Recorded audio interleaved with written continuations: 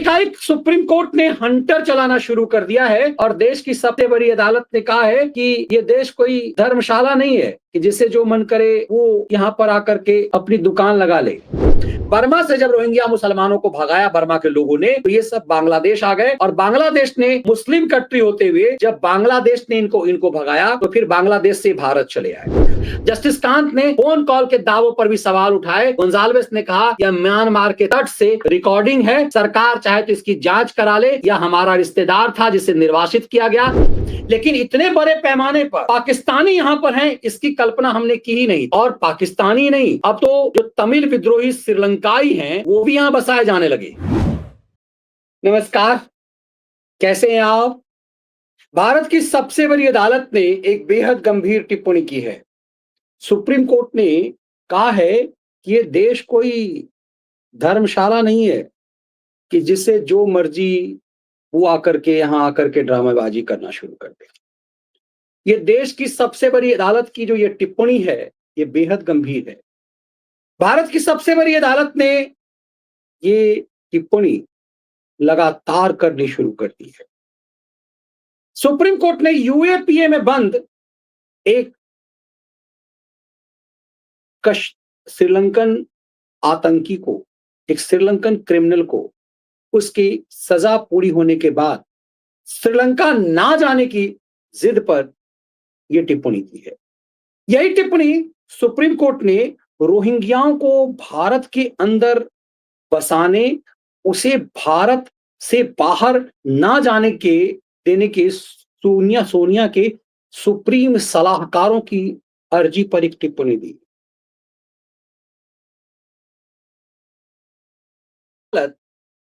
देश की सबसे बड़ी अदालत अभी बांग्लादेशियों पर भी ये टिप्पणी कर चुका है। जब से पहलगांव कांड हुआ है, देश भर में धरपकड़ तेज हो गई है। इस देश में कागज नहीं दिखाऊंगा का नैरेटिव चल रहा था। शाहीन साजिश के समय 2020 में इस देश में हम कागज नहीं दिखाएंगे, वामपंथी उग्रवादी गैंग दिल्ली के अलग अलग हिस्सों में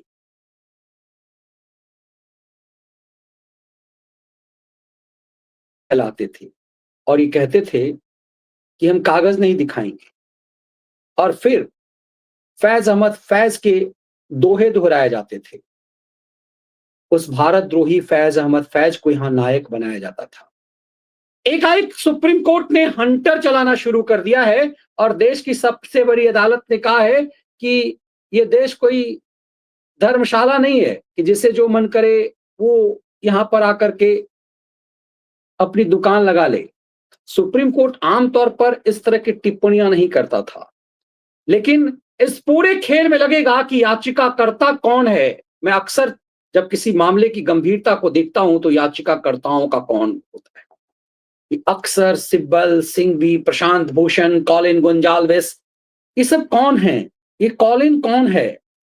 जब देश मुश्किल में है तब आप मनगढ़ंत कहानियां लेकर आए हैं। सुप्रीम कोर्ट ने क्यों की ऐसी टिप्पणी?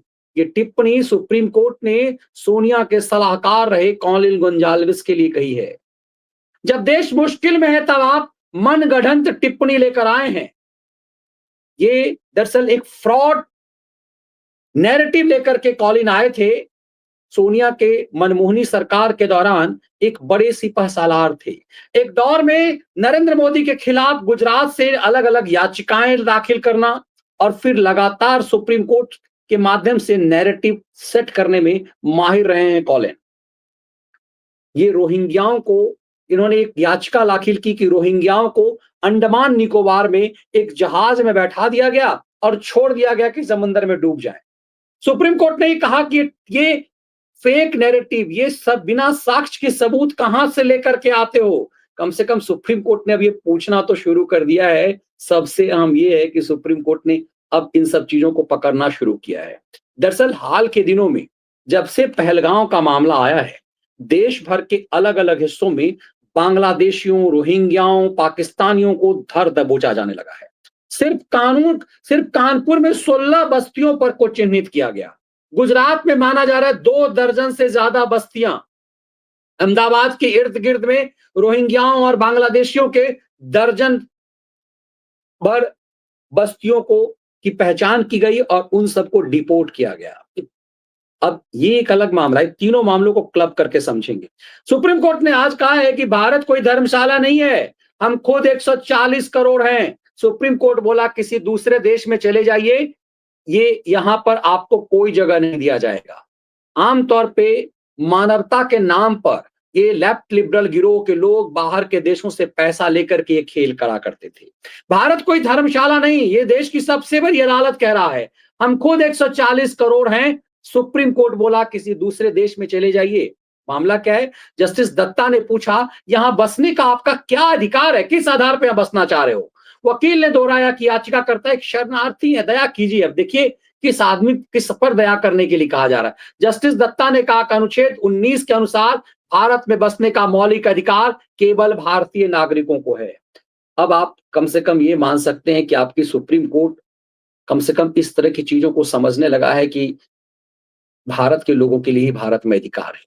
लेकिन खेल क्या क्या होता रहा है, जरा सा सबसे पहले सोनिया के बड़े सिपहसालार खिलंदर को समझिए, ये कौन है और क्यों सुप्रीम कोर्ट को कहना पड़ा है कि देश मुश्किल दौर में है।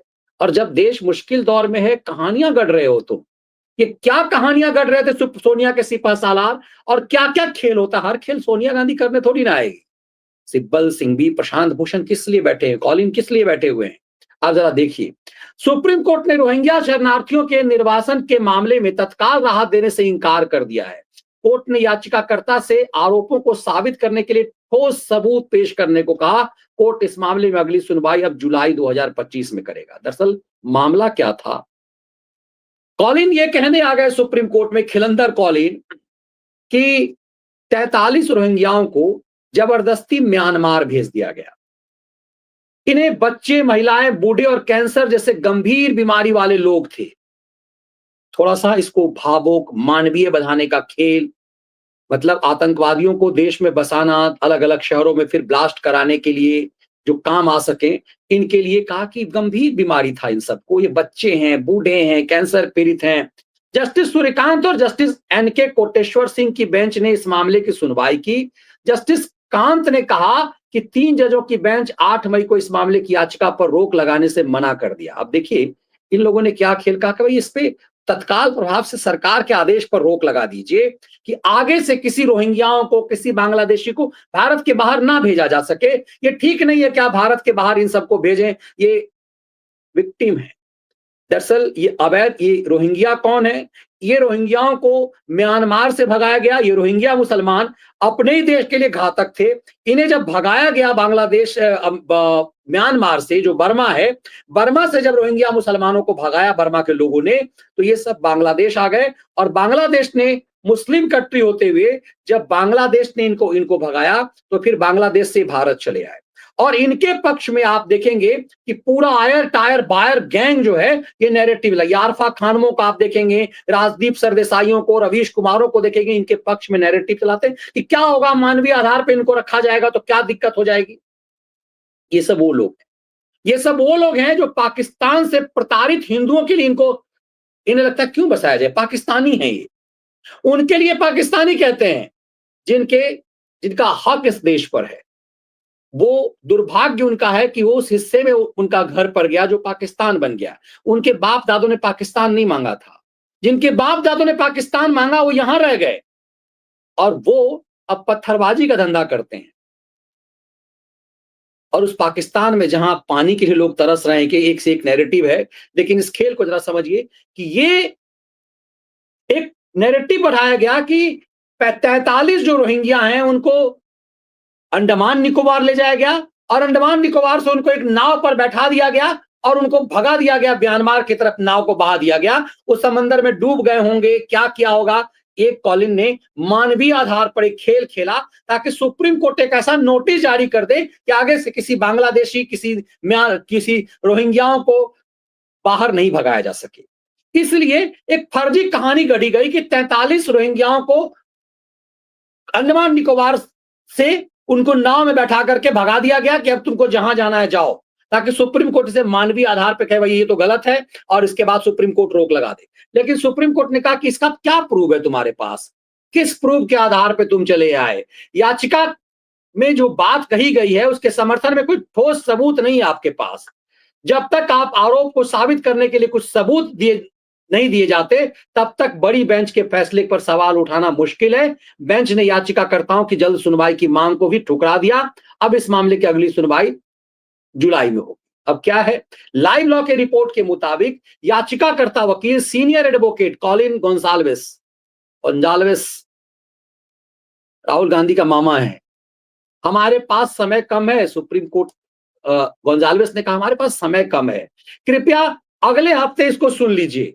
यूएन की रिपोर्ट कहती है कि उन्हें पकड़ा गया और भेज दिया गया, कृपया उनकी मौत से पहले सुनवाई करें। लेकिन बेंच ने उनकी बात नहीं मानी। मानवीय आधार पर एक थे कि मर जाएगा, नाव में बैठा हुआ है, वो कहीं जा रहा है, उसको रोका जाए। जस्टिस कांत ने कहा हम यूएन की रिपोर्ट पर 3 जजों की बेंच में बैठकर ही टिप्पणी महत्वपूर्ण है। जस्टिस बेंच ने पूछा आपकी कहानी का आधार क्या है? या जस्टिस कांत ने याचिका पर सवाल उठाते हुए कहा हर रोज आप एक नई कहानी लेकर आ जाते हैं, ये महत्वपूर्ण है। कहा हर रोज आप एक नई कहानी लेकर आते हैं, इस कहानी का आधार क्या है? ये कॉलिन वॉलिन जो है लगातार सोनिया के एजेंडे पर भारत के खिलाफ इस तरह की याचिकाएं लेकर आते रहे। गुजरात दंगे से लेकर के अलग अलग मानवीय आधार पे, कभी बांग्लादेशियों के लिए, कभी शाहीन साजिश के दौरान। इसलिए जस्टिस सूर्यकांत जो भारत के भावी चीफ जस्टिस हैं, उन्होंने कहा कि आप रोज नई कहानी गढ़कर ले आते हो, इस कहानी का आधार है क्या है? ये बहुत ही खूबसूरती से बनाई गई एक कहानी है। कायदे से इस मामले में तत्काल दंड देना चाहिए था जस्टिस कांत को, लेकिन उन्होंने कहा कि ये मनगढ़ंत कहानी है, बड़ी खूबसूरती से तुमने इस कहानी को गढ़ी है, कृपया हमें रिकॉर्ड में मौजूद सबूत दिखाओ। आपके आरोपों को साबित करने के लिए क्या सबूत है? इनके पास सबूत तो कुछ था नहीं।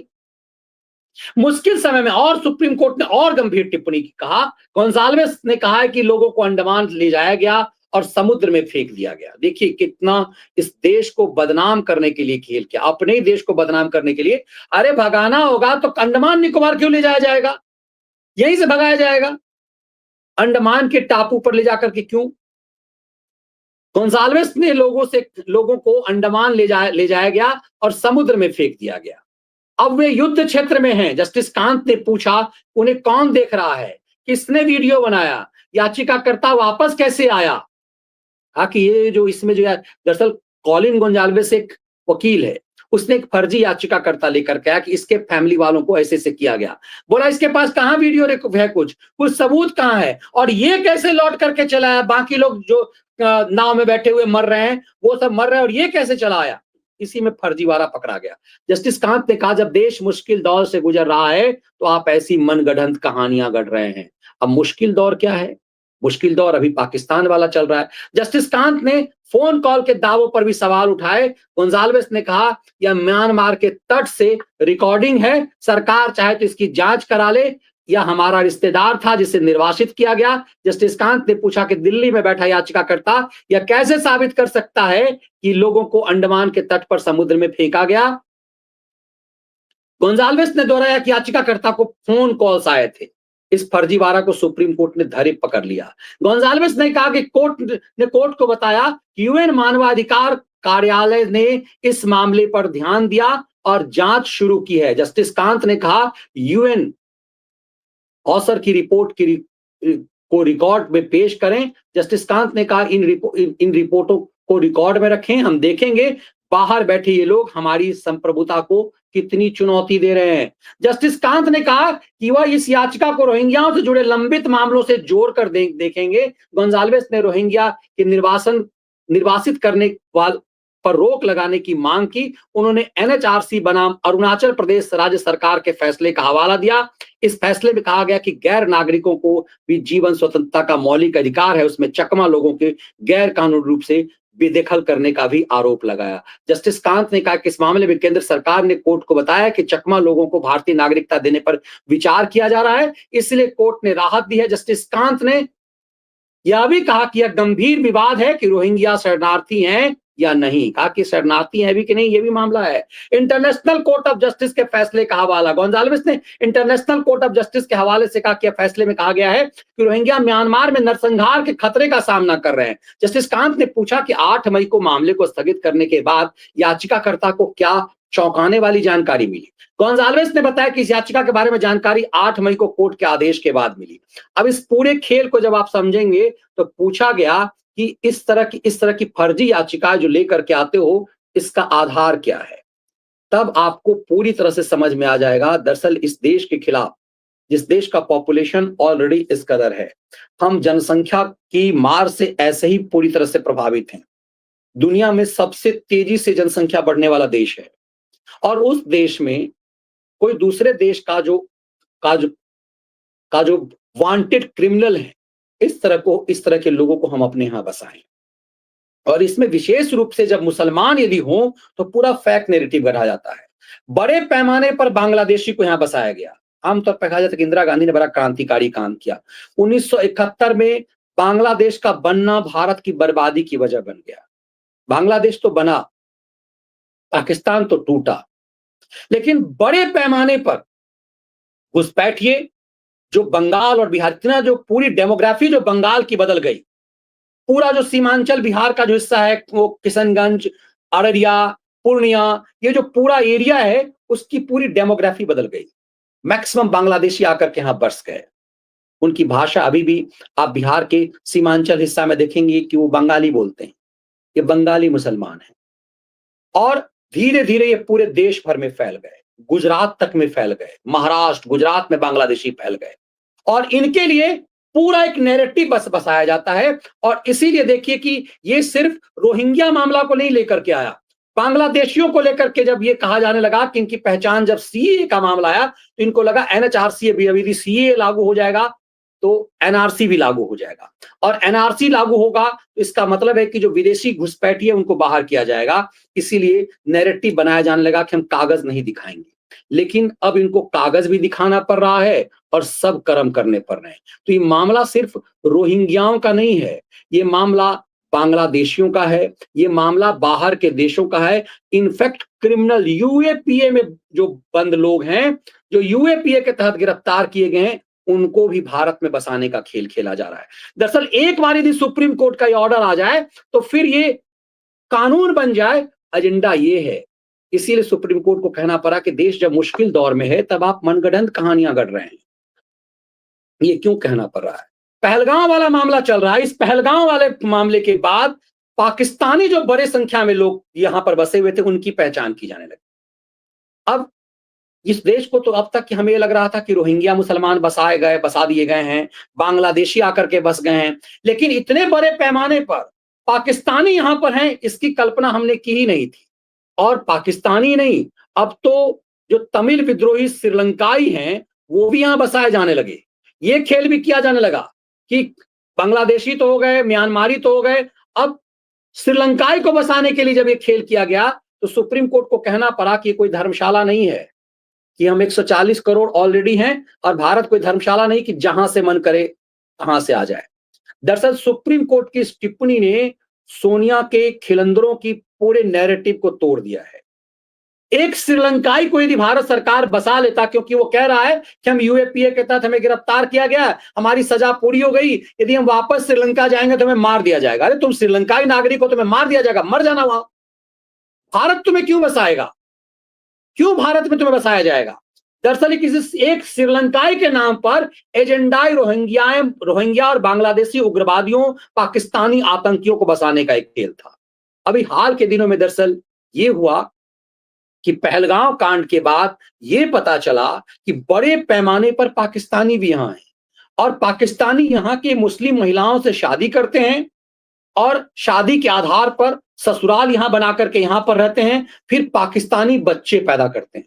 यदि पहलगांव कांड नहीं होता तो ये लोगों को पता ही नहीं चलता। इस देश को पता चला कि अभी तक तो हम बांग्लादेशी और रोहिंग्याओं के लिए खेल कर रहे थे, हमारा जो असली दुश्मन है उसे बसाने के लिए खेल किया क्या जा रहा है। और इसके लिए अब तो ये पता चल रहा है कि ऐसे ऐसे स्पाई हमारे यहाँ काम कर रहे थे, ऐसे ऐसे ज्योति मेहरोत्रा टाइप स्पाई काम कर रहे थे जो यूट्यूबर के रूप में खेल कर रहे थे और देखिए इसकी पहचान कितनी है कि मरियम नवाज जो है उसके साथ इसकी ट्विनिंग किस कदर है। तो ये स्पाई, इस तरह के स्पाई जो काम कर रहे थे वो धीरे धीरे अब खुल रहे हैं।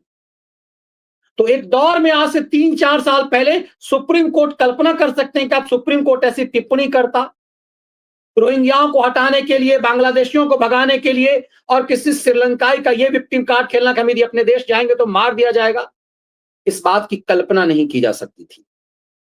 ये दौर बदला है। अब इस देश के सुप्रीम कोर्ट को भी इस देश की आम जनता की आवाज सुनाई देने लगी है। इसीलिए माना जा रहा है कि सोनिया गांधी के सिपा सालारों का, ये पूरा सोनिया की गैंग का जो एजेंडा सुप्रीम कोर्ट के माध्यम से इस देश को नाथने और इस देश की तबाही की साजिश थी, अब उस पर हंटर चलने लगा है।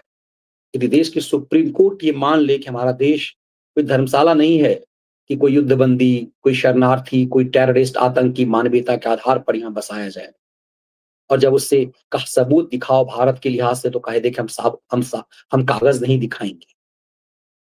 इस नैरेटिव को अब तार तार किया जा रहा है। कह सकते हैं कि थोड़ा बहुत ये कायक तो चीजें नहीं बदलेगी, क्योंकि हर मोर्चे पर, हर साख पर उल्लू बैठा है वाली स्थिति है। सालों से जो इस देश को मथने का खेल, इस देश के खिलाफ जो साजिश चल रही है चीनी एजेंटों के द्वारा, वो रातों रात खत्म नहीं की जा सकती। लेकिन देश की जनता जग गई है, इसका अंदाजा सुप्रीम कोर्ट को है। वरना इस देश की अदालत इस तरह के कमेंट्स करे कि देश कोई धर्मशाला नहीं। आप इस बात को समझने की कोशिश कीजिए। यदि सुप्रीम कोर्ट ने एक श्रीलंकाई शरणार्थी को यूएपीए में बंद आतंकी, जिसकी सजा पूरी हो गई, उसके ऊपर यदि रहम कर जाता, तो यही आधार होता बांग्लादेशियों, पाकिस्तानियों, म्यांमारी रोहिंग्याओं को भारत में बसाने का। और कॉलिन गोंजाल्वेस एक श्रीलंकाई के माध्यम से बड़ी चालाकी से खेल कर रहा था कि वो तमिल है, और तमिल है लेकिन है श्रीलंकाई। उस तमिल श्रीलंकाई के माध्यम से देश पर एक बड़ी साजिश करने की कोशिश की जा रही थी कि यदि उसे सुप्रीम कोर्ट राहत दे दे तो फिर आतंकी बांग्लादेशी घुसपैठिए, लाखों लाख की संख्या में पाकिस्तानी घुसपैठिए जो यहां आकर के फर्जी तरीके से शादी करके रहते हैं, और रोहिंग्या मुसलमानों को बसाने का एक आधार तैयार किया जा सके। सुप्रीम कोर्ट ने उस श्रीलंकाई तमिल के एजेंडे को खारिज करके, उस पर यह टिप्पणी करके कि ये कोई धर्मशाला नहीं है, उस गर्भनाल को ही काट दिया है। वैसे अच्छी बात यह है कि रोहिंग्या मामले में जो सुप्रीम कोर्ट में षड्यंत्र कॉलिन ने की थी, उस षड्यंत्र की हवा भी निकाल दी गई है। देश भर में बड़े पैमाने पर बांग्लादेशियों, रोहिंग्याओं की पहचान की जा रही है, पाकिस्तानी पकड़े जा रहे हैं। ये देश के बदले हुए मिजाज का के मायने हैं, वरना आप 6 महीना पहले इसकी कल्पना नहीं कर सकते। ये बदलाव अच्छा है, ये संकेत अच्छे हैं, इसीलिए इसके मायने को समझना जरूरी है। बहुत बहुत धन्यवाद आप सबका। जय हिंद, वंदे मातरम।